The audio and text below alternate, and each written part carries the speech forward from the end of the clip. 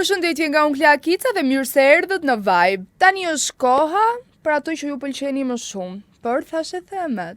Për këtë do të jemi në lidhje direkte me gazetarin e showbizit Elton Tozaj. Elton, përshëndetje dhe mirë se erdha. Përshëndetje, mirë se u gjeta dhe ti faleminderit që bëre këtë parantezin që më duan shumë, po e dyshoj që më duan shumë. Komentet kanë ardhur që të duan shumë dhe shikueshmëria. Ju falenderoj për cilësimet. Një nga pyetjet që ka ardhur më shumë tek ne për të ta parashtruar ty është në lidhje me foton që ka pushtuar rjetin, le të themi, të Dolces në Dubai. Si shikoni ju këtë? Dolce në shikoj vetvetje. Është një gjë, dëgjoj, ka një problem. Dolce nuk na është paraqitur si njeriu perfekt. Dolce nuk na është paraqitur në një reality show si vajza që bën punë të shtëpisë, që mëson gjithë ditën, që shef nuk e di, National Geographic gjithkohës, që lexon enciklopedira. Jo, Dolce na është paraqitur si një vajzë që kurohet për veten, si një vajzë që udhton shumë, si një vajzë që bën një punë X të caktuar, edhe që ka dëshirë, edhe se ka fshehur kur këtë gjë, edhe mua më ka pëlqyer sepse është easy going, kur ka qef ose kur i pëlqen të ketë një raport patjetër që ka për ta pasur. Është në Dubai, e kemi parë një tavolinë me disa burra. Punë e saj, shpresoj të jetë paguar mirë. Edhe kaq. Çfarë mund t'i themi tjetër Dolces? Dolce nuk është, domethënë, po flasim për një personazh që nuk është se na është shitur ndryshe. Na është shitur kështu dhe po na jep këtë që na është shitur. Kështu që detyrimisht nuk është se na është shitur ndryshe. Është një personazh që kështu është kontrovers, është në botën e saj, nuk hiqet si gjithë këto protestuesit që dalin, këto influencerat që bëjnë si të pëlluara dhe ndërkohë ikin në palas tek Green Coast. Kështu që është një njerëz, kështu e ka ndërtuar jetën dhe shumë mirë bën në fund e fundit, se është në drejtën e saj që të bëjë çfarë do. Në fakt, komentuesit më shumë kanë pasur për diferencën e moshës të Dolces me... Dashuria nuk një mosh. Po pse më xhaka të keqe? Dolces i ka pëlqyer. Mbase personin fjalë mund të ketë pasur një vlerë financiare goxha të mëdha. Mund ta shfrytëzojë edhe për këtë punë. Kemi disa personazhe, po të marr për shembull nga Big Brother VIP Kosova, ke Edona James, ke Mia Khalifën, që janë njerëz që përdorin OnlyFans për të fituar para. Dolce ka gjetur një mënyrë tjetër për të fituar para, kështu që nuk e paragjykoj, përkundrazi Eduard Trokas, që është treguar e vërtet dhe nuk na është shitur ndryshe në krahasim me të tjerat që ndryshe na janë shitur, si vajza që rrin gjatë gjithë kohës me shamite koka dhe me një përparse para lajnë shplajnë nga tuajnë, dhe ndërkohë nga ana tjetër janë bërnut. Dolce është vetvetja, kështu. Me që përmendëm Big Brother VIP Kosova, ke bërë një post për Benitën në rrjetet sociale ku ke thënë rrin me bodyguard se kam frikë se vjen dikush dhe i plas silikonin, diçka e tillë. Po, e kam bërë një televizion në Kosovë, është një deklaratë që e kam bërë dhe që vazhdoj ta bëj, sepse më duket anormale, realisht më duket anormale që personazhe 22 vjeçar që kanë dalë nga një reality show, siç është Big Brother, ja pra kjo është ajo që po thoya, që Dolce të paktën neve na ka treguar vetveten si është, edhe nuk është se më bën përshtypje fakti që unë e shikoj në Dubai me një plak, po më bën përshtypje fakti që një 22 vjeçare e cila pasi ka pranuar dhe ka bërë publikisht deklarata që është mbushur me filler, me silikon, etj. 22 vjeç, pa asnjë lloj karriere në jetë, pa asnjë lloj pune, si çfarë pune bën? Ti që ke një bodyguard me vete, shkon në një event të mikut tënd të ngushtë me bodyguard, për çfarë shkon, çfarë do t'i tregosh? Ajo ishte një lloj ironie me këto personazhe të cilat përveç se kanë shitur silikonin, nuk është se kanë shitur ndonjë gjë tjetër. Ti mua më ke thënë atë që ti ke bërë dhe ti pastaj mund të shikoj ty në një event me bodyguard. Për mua është gjë shumë e shëmtuar, për mua është një megalomani, më duken këto, i ke parasysh këto personazhe që vuajnë nga deliri i madhështisë, që kujtojnë. Big Brother ka një problem. Big Brother t'jep një famë që ty të fillon në momentin që mbaron Big Brother, që ty në moment që fillon Big Brother dhe të përfundon në moment që fillon Big Brother i tjetër. Ti mundohu ta shfrytëzosh të famë për të prodhuar, për të pasur për të pasur prodhimtari për të qenë në treg, për të bërë një reklama, po jo për të mbajtur ti bodyguard, se fundi fundit kush je ti që mban bodyguard. Të rikujtoj Miley Cyrus pasi mori pjesë në Sunny Hill Festival, doli në mes të Prishtinës duke blerë perde dhe ishte pa bodyguard, dhe po flasim për Miley Cyrus. Po flasim për Gashin që doli dhe kërcente në mes rrugës me të gjithë shqiptarët, pa bodyguard që janë yje ndërkombëtar, janë njerëz domethënë që kanë një lloj peshe aq të madhe sa që ajo shoqja atje nuk e di domethënë asnjë fije floku tek ata.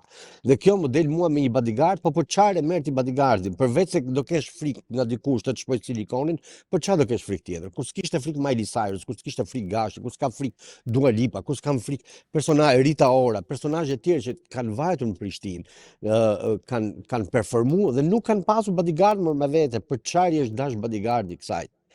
Njëjta gjë do ta lidh. Po për ta shoqëruar për çfarë? Për ta shoqëruar ti merr dikë të shoqëroj që quhen eskorta, që janë enkas për këtë punë.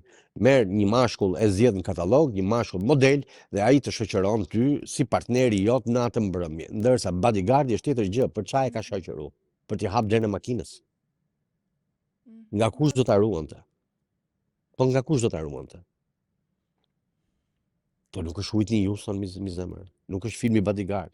Po flasim për një personazh që është rrëmbësje, është bishti i kavallit në showbizin shqiptar. Është një njerëz që njihet se ka marrë pjesë në Big Brother dhe se ka silikon, kaq nuk njihet për asnjë gjë tjetër. Njihet për Bugatin. Po ta gëzoj. Për këngën pra. Kjo nuk e bën, po ta gëzoj, po kjo nuk e bën atë personazh kaq të rëndësishëm sa që të ketë një bodyguard, që të lutem shumë. Megalomani, më keq se sa Soni Malaj, që atë doja të pyesja, për Soni Malaj, me që jemi të bodyguarda.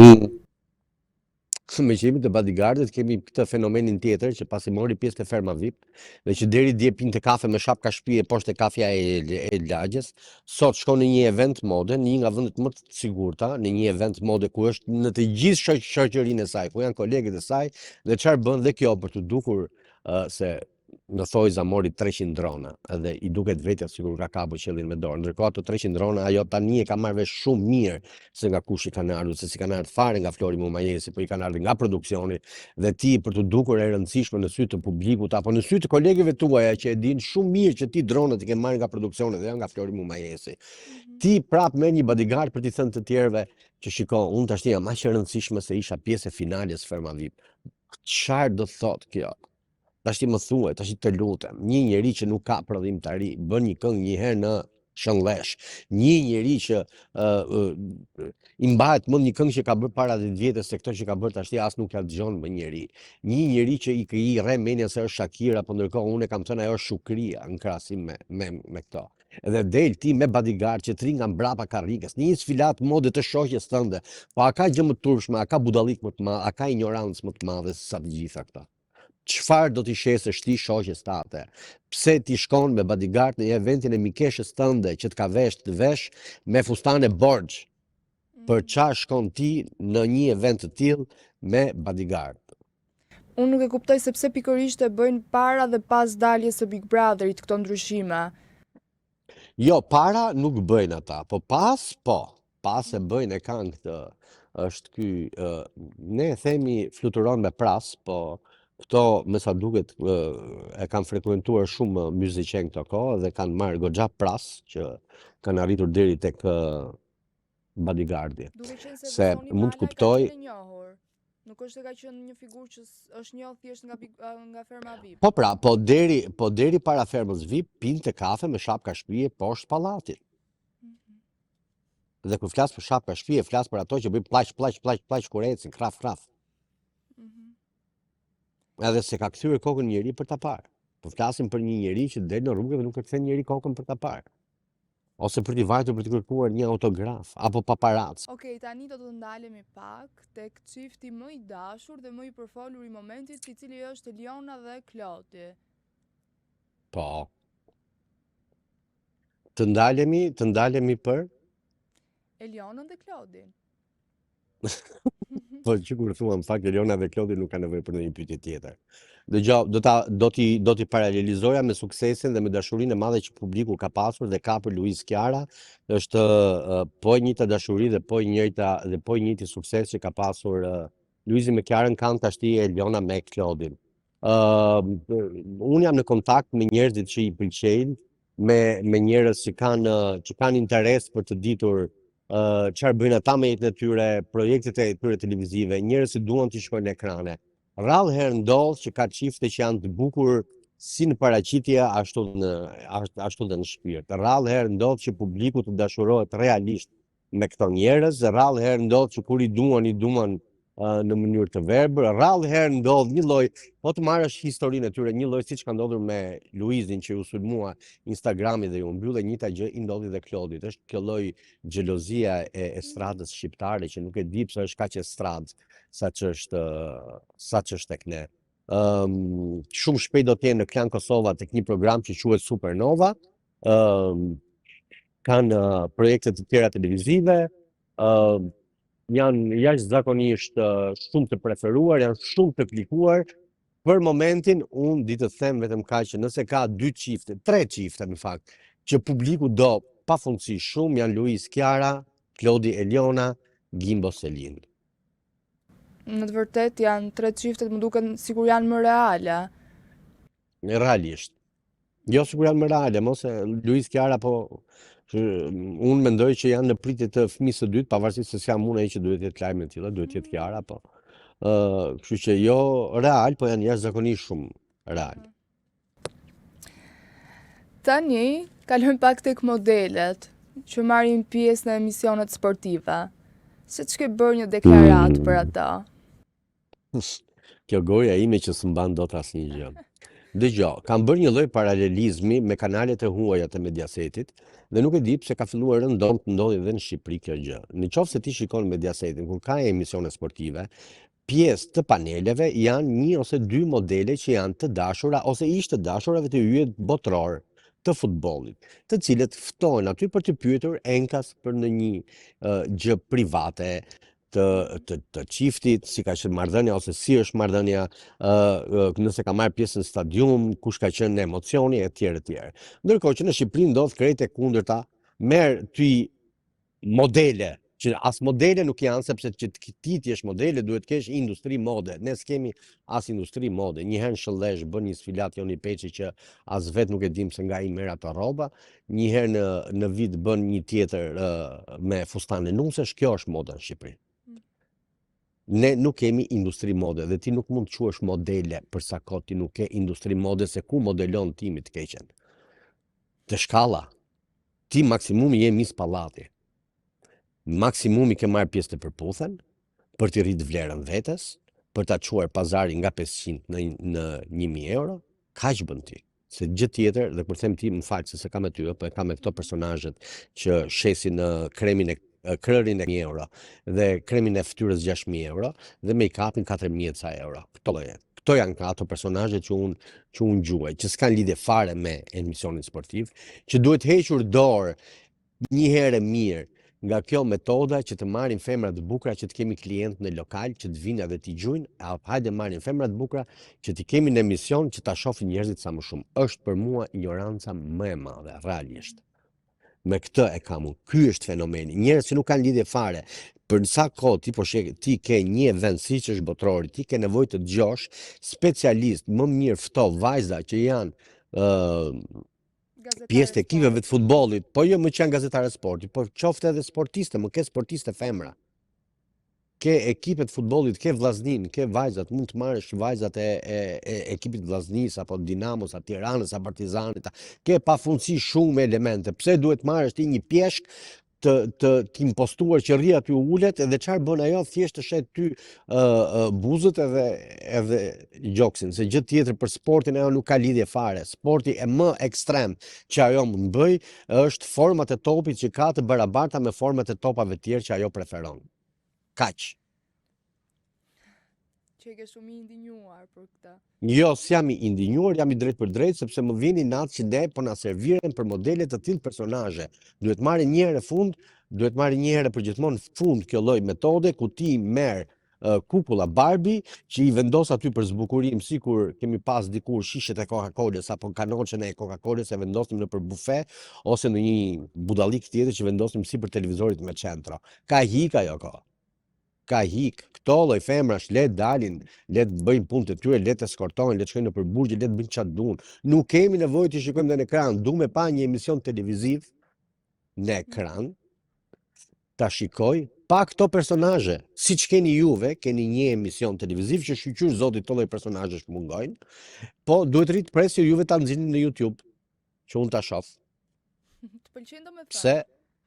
Po patjetër që më pëlqen, sepse ka mendim, po patjetër se ka mendim specialistësh.